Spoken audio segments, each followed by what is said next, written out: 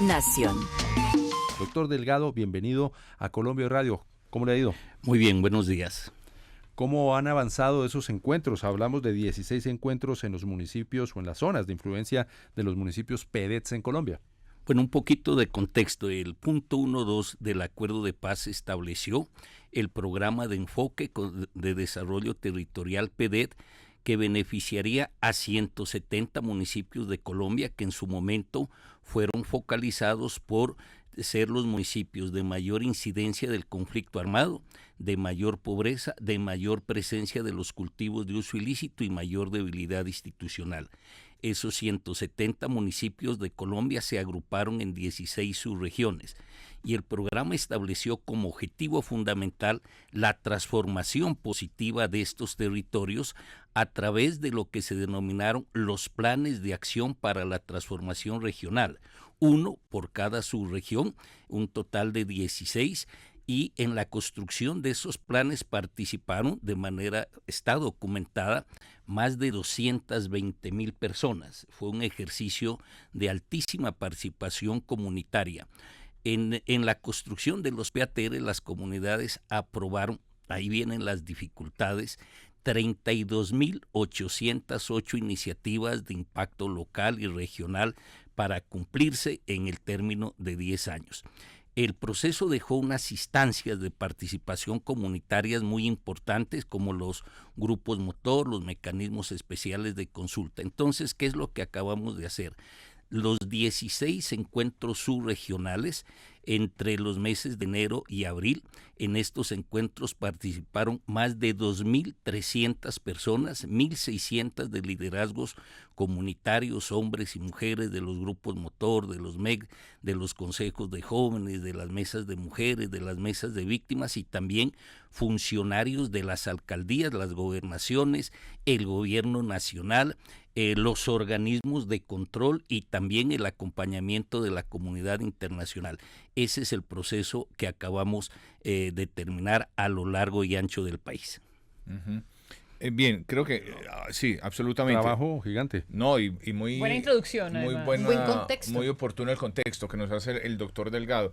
Ahora, creo que para cumplir esos objetivos, doctor Delgado, pues ustedes acaban de recibir una muy buena noticia en el recientemente aprobado Plan Nacional de Desarrollo, que le da un espaldarazo, podríamos llamarlo, al trabajo que ustedes hacen justamente para focalizar esa ayuda y esa intervención del Estado en esos municipios PEDET, que es donde más se focaliza la pobreza y que es donde más se va a concentrar la atención de la agencia que usted lidera, ¿no?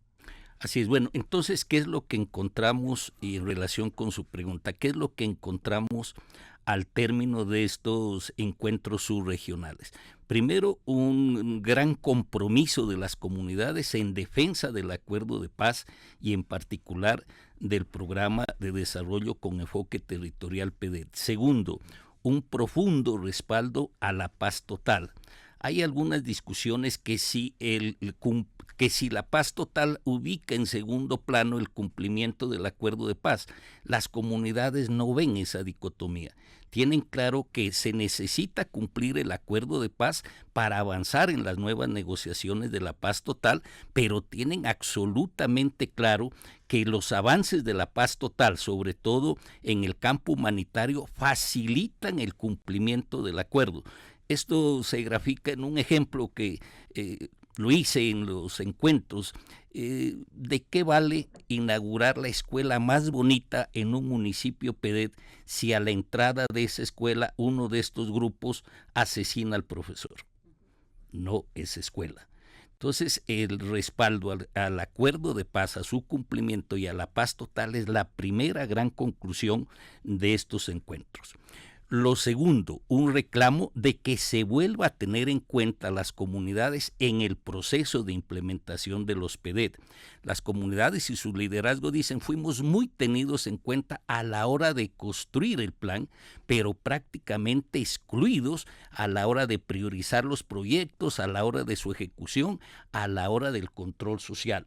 Entonces, un compromiso de este gobierno, de su propia esencia, es retomar la participación comunitaria incidente, los enfoques diferenciales de género, étnico y territoriales en la implementación de los PDD hacia adelante. Y ya en el tema económico, ¿con qué nos encontramos? Nos encontramos con la absoluta voluntad del gobierno de cumplir el acuerdo de paz en su conjunto y en particular los programas de desarrollo con enfoque territorial. Muestra de esa voluntad, como usted lo dice, es que en el plan de desarrollo que se acaba de aprobar quedaron asignados más de 50 billones de pesos para cumplir el acuerdo de paz, lo que significa un incremento de más del 30% con relación a lo que había asignado el gobierno anterior, alrededor de 37 billones. Pero en ese llamado que ha hecho el señor presidente a sincerar las realidades del acuerdo de paz, tenemos que decir que aún con ese esfuerzo no es posible cumplir la totalidad de los compromisos con las comunidades. Con los recursos disponibles y en el tiempo establecido no es posible ese cumplimiento.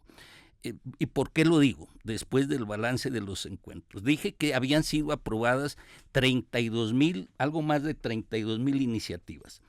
De esas estarían activadas alrededor de 13,000, que equivale al 41%. Pero si hablamos de proyectos, que es lo que materializa una iniciativa comunitaria, en estos 6 años se han aprobado, se han puesto en marcha un poco más de 5,000 proyectos con una inversión de las fuentes nacionales y las regalías locales aproximadamente de 20 billones de pesos. Entonces, si hacemos este ejercicio, si para 5,000 proyectos se necesitaron 20 billones y 6 años, ¿cuánto tiempo y cuántos recursos se necesitarían para cumplir con 32,000 iniciativas, más aún cuando en muchos casos desarrollar una iniciativa requiere más de un proyecto?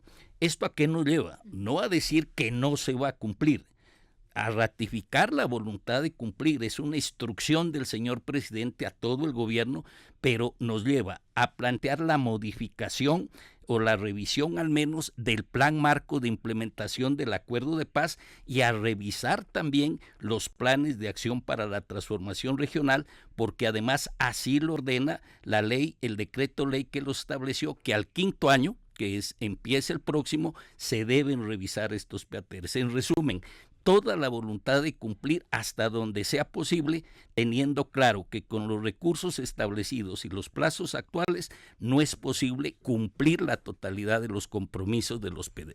De hecho, recordamos hace un mes el presidente Gustavo Petro en un encuentro con los pertenecientes a las comisiones de la verdad, por decirlo de cierta manera, los delegados de las víctimas del conflicto, hacía un llamado en donde decía que no había recursos suficientes para poder cumplirle a la mayoría de las víctimas del conflicto armado, y de ahí pues lo que usted nos explica. Pero partiendo de esa gran apuesta del gobierno nacional de cumplir con el acuerdo de paz, ¿cuál es esa apuesta? ¿Cuáles son esos programas que usted considera que sí se pueden llevar a un hecho?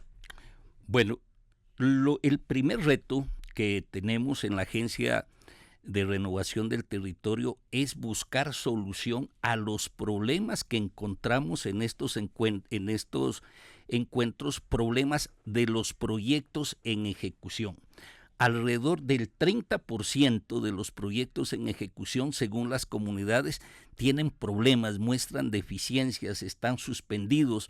En algunos casos hay obras abandonadas. Entonces, el primer reto, buscarle solución a esos problemas. Estamos actuando en equipo con Planeación Nacional, porque una de las fuentes de financiación de estos proyectos que hoy muestran dificultades fue las regalías para la paz, aprobadas en el OCAT Paz. De ahí se ha hecho muchas denuncias por los medios de comunicación sobre la falta de transparencia en la aprobación de muchos de estos recursos, y en los encuentros que acabamos de terminar, las comunidades muestran inconformidad con muchísimos de esos proyectos por estar mal ejecutados o, repito, en algunos casos suspendidos o abandonados.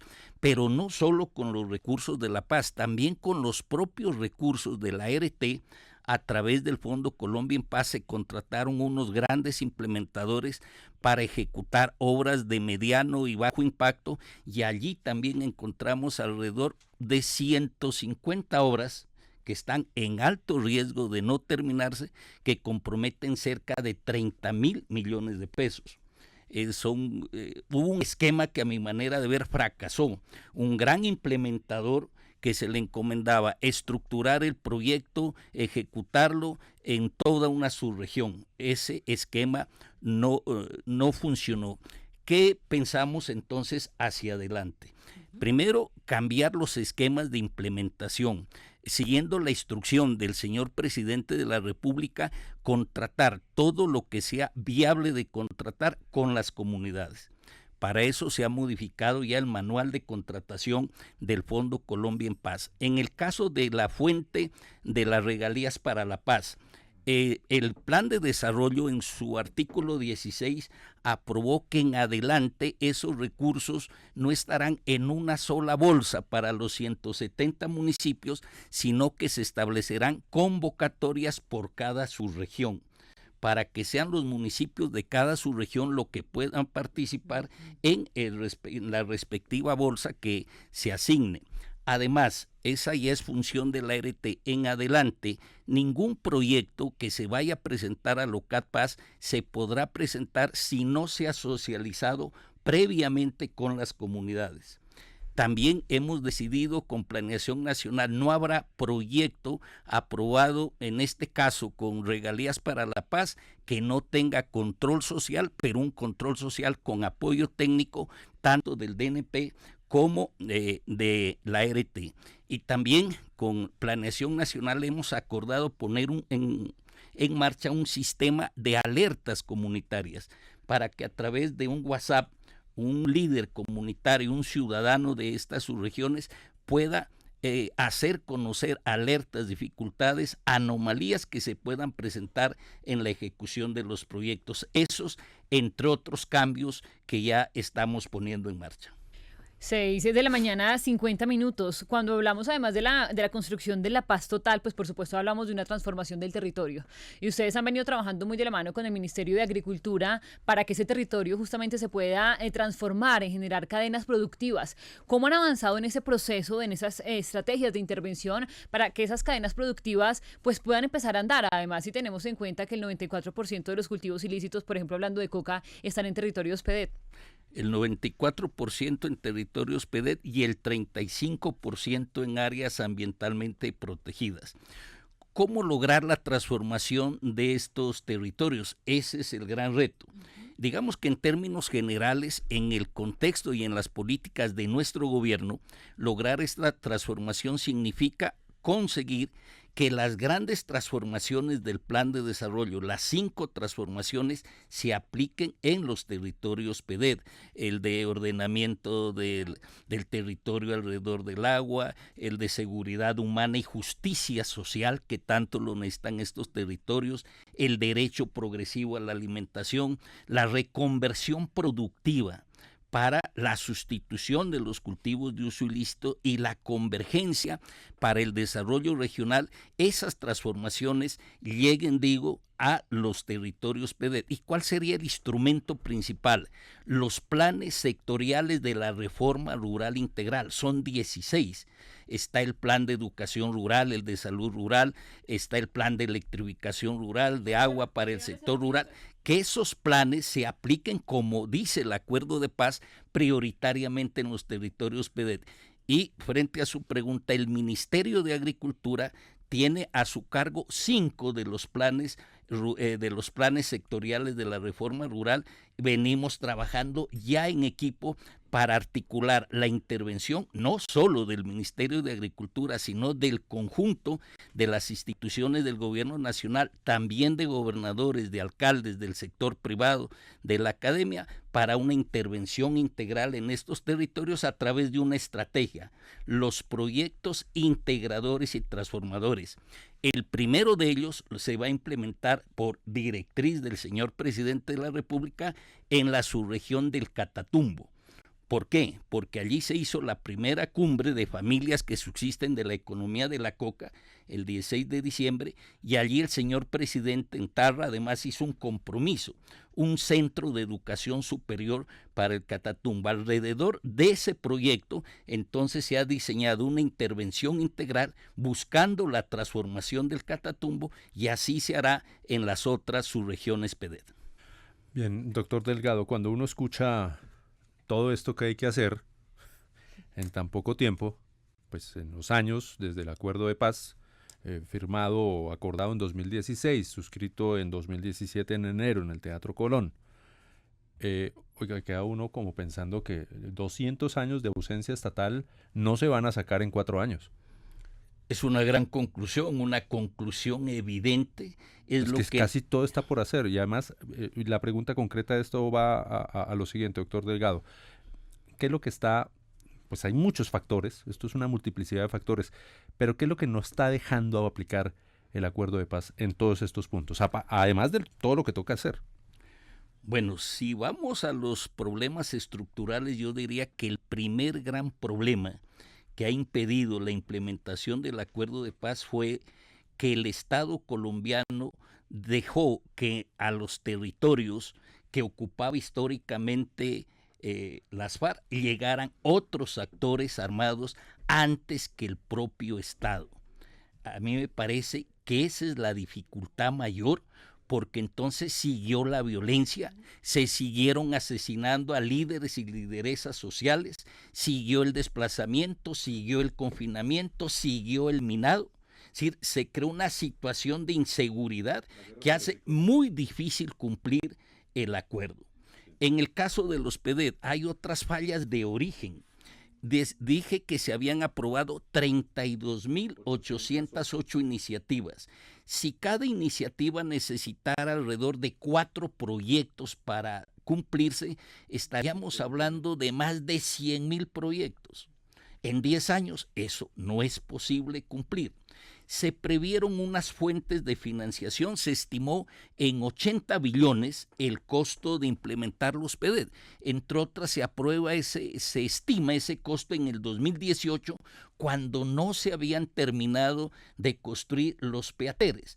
Y se pone como principal fuente el Sistema General de Participaciones, cuando casi todo el mundo sabe que el Sistema General de Participaciones tiene unas destinaciones específicas y que se invierte igual en un municipio PEDET, en un municipio de sexta categoría. El CGP se invertía igual antes del acuerdo que después del acuerdo. Entonces no es una fuente específica para cumplir estos programas.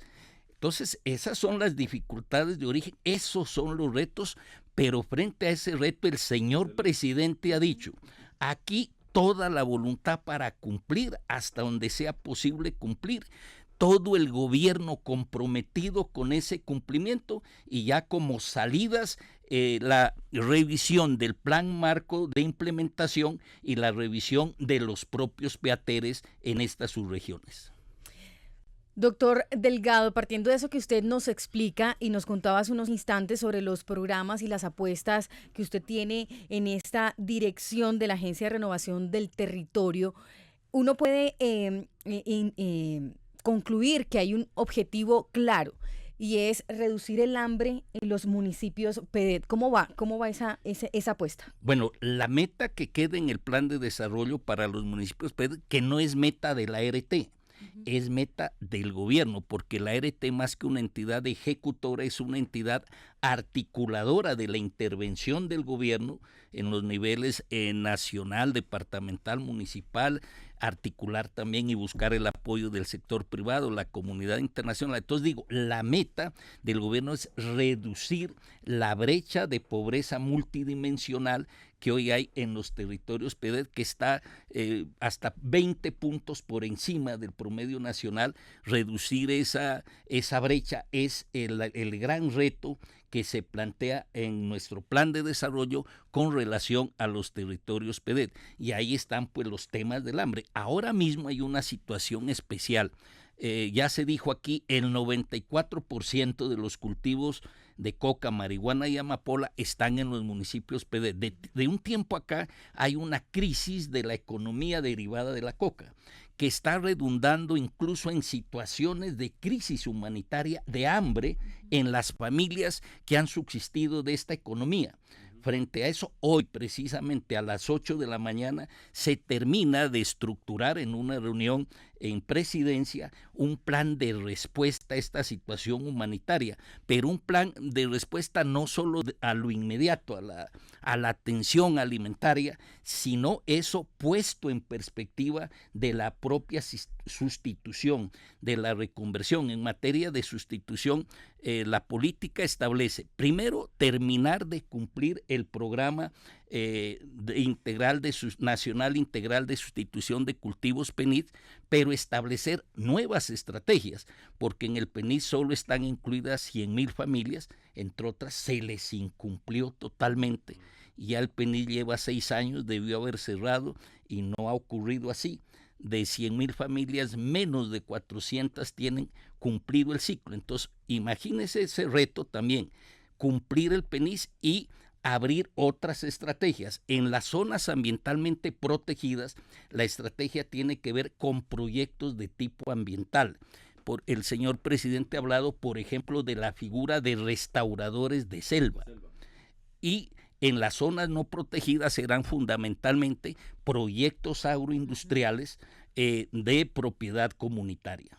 Y yo quisiera que nos detuviéramos un poco en algo que usted ya mencionaba, pero que vale la pena que quienes nos siguen y nos ven, nos escuchan, pues entiendan un poco más el compromiso moral, social, político que hay con esas familias que han dedicado su vida y que tienen como medio de subsistencia el cultivo de hoja de coca. Uh-huh.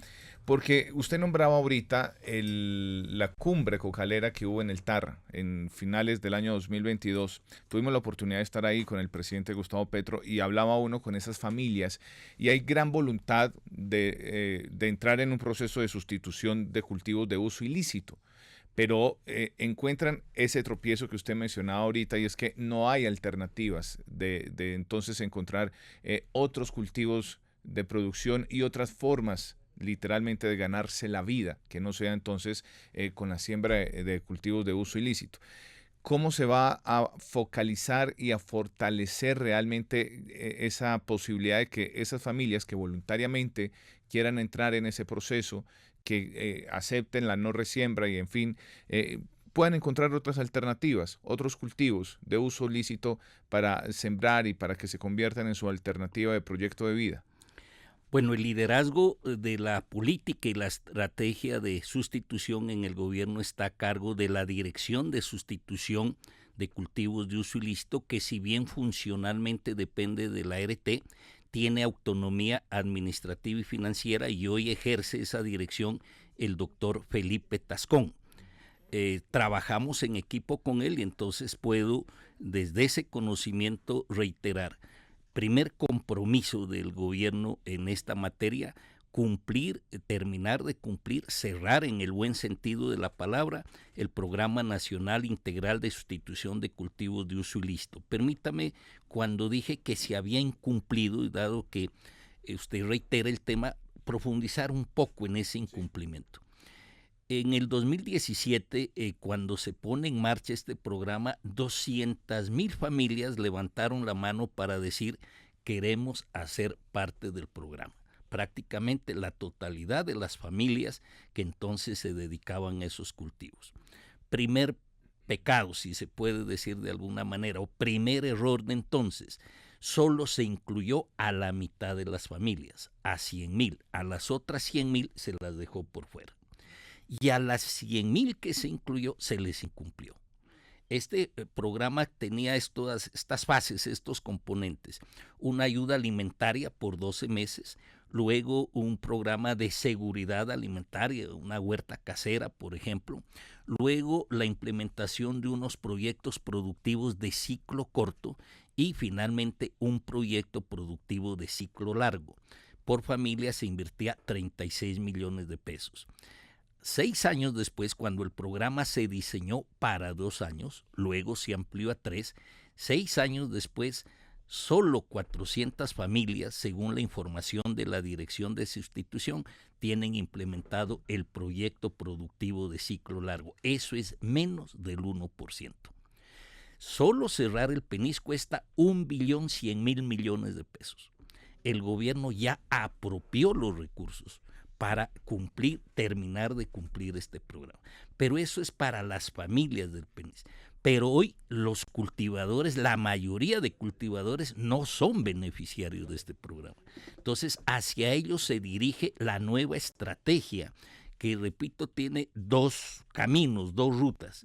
Si los cultivos están en áreas ambientalmente protegidas, los proyectos de sustitución, las actividades de sustitución tienen que tener carácter ambiental. Ejemplo, el restaurador de selva, ejemplo, el ecoturismo rural, ejemplo, los pagos por servicios ambientales en esas áreas. Y en las áreas que no tienen esa protección, se apoyarán distintas actividades, pero centralmente proyectos agroindustriales de propiedad comunitaria, porque lo que se busca es que la persona que hoy cultiva coca ya pase a cultivar otro producto, pero no solo quede como proveedor de materia prima, sino que participe asociado de los beneficios de la transformación y la comercialización del cultivo sustituto, que es donde están las rentas. Digamos, esa es la estrategia como el gobierno piensa cumplir, aplicando además algo muy importante, el principio de gradualidad, que lo ha reiterado el señor presidente. Esa es en general la nueva política que el señor presidente, entiendo, precisará en la próxima cumbre que se desarrolla este fin de semana en un municipio del Pacífico de mi departamento, del Pacífico nariñense, Olaya Herrera. Más concretamente en Bocas de Satinga, los días 11, 12 y 13 se desarrolla la segunda cumbre, y allí el señor presidente anunciará y precisará cómo el gobierno va a responder a estas familias, que es su pregunta. Escuchándolo, quisiera preguntarle, ¿qué le dicen esas familias cuando usted hace todo este balance que tiene de positivo, pero también tiene de negativo en un tanto sobre el cumplimiento total de los beneficios para las víctimas del conflicto armado? ¿Hay esperanza aún? ¿Siguen confiando en este gobierno nacional? Excelente pregunta. Sigue la esperanza. La gente ha dicho, volvemos a creer. Otros un poco más escépticos dicen, queremos volver a creer. Porque hay aspectos positivos, o si no, las comunidades, por ejemplo, no asistirían a estos encuentros. Y asistieron quienes debían estar allí. Hay proyectos positivos que han mejorado la calidad de vida, pero también muchísimas dificultades en los proyectos en implementación, en el desfase entre la expectativa creada y las realidades para cumplir, pero las comunidades dicen, queremos volver a creer. Se trata de un ejercicio de recuperación de confianza, una confianza que históricamente se ha perdido, ¿no? Así lo titulo en mi informe de estos 180 días que estoy al frente. El primer gran ejercicio de fondo es reconstruir la confianza entre las comunidades y el gobierno. Y a ratos me sobrecoge que la gente dice, volvemos a creer, creemos en el gobierno de Petro, pero ojo, agregan, no nos pueden volver a defraudar. Y parte de no volver a defraudar es sincerar las realidades. Además, ha sido principio de mi vida pública comprometerme y comprometer la entidad que esté a mi cargo, en este caso la RT, solo con lo que sea posible cumplir. Y de ahí que hemos sincerado esta realidad. No todas las iniciativas se van a cumplir. Necesitamos ampliar plazos, necesitamos nuevas fuentes. Y ojo, y necesitamos que las comunidades también prioricen. Porque cuando no hay para todo hay que priorizar. Claramente. Muy bien, 7:09 a.m. Gracias, doctor Raúl Delgado, director de la Agencia de Renovación del Territorio, por estar aquí en esta su casa. Siempre Muchísimas bienvenido gracias a traer ustedes. todas estas noticias importantes, estos esfuerzos del gobierno del cambio. Aquí estaré después de unos meses para, si ustedes me lo permiten, contar, bueno, hasta aquí es el balance, ahora sí, ¿qué hemos hecho de aquí en adelante? Bienvenido siempre, doctor Claro que Raúl sí. Delgado, director de la Agencia de Bueno, Renovación del permítame Territorio. Señor ahí Cuña. en lo de hacer adelante, Sí. y ya ¿Qué viene? de los propios recursos de la ART, tenemos ya definido un plan de inversiones que para este año va a significar compromisos por cerca de $500 million que es 5 veces o 4 veces lo que históricamente ha logrado ejecutar la ART. Eso también es un reto enorme. La ART es una institución pequeña, pero con un equipo pequeño tenemos ese reto. Y el otro gran reto es buscar que los ministerios, que los departamentos, la prosperidad social, el departamento es un aliado clave, pero que también gobernadores, también alcaldes, los que ya están terminando, inviertan. Y hacer un ejercicio de incidencia en las nuevas autoridades territoriales para en los próximos años un gran equipo de articulación nación-territorio para avanzar hasta donde más podamos en la implementación de los PDET. Colombia Hoy Radio.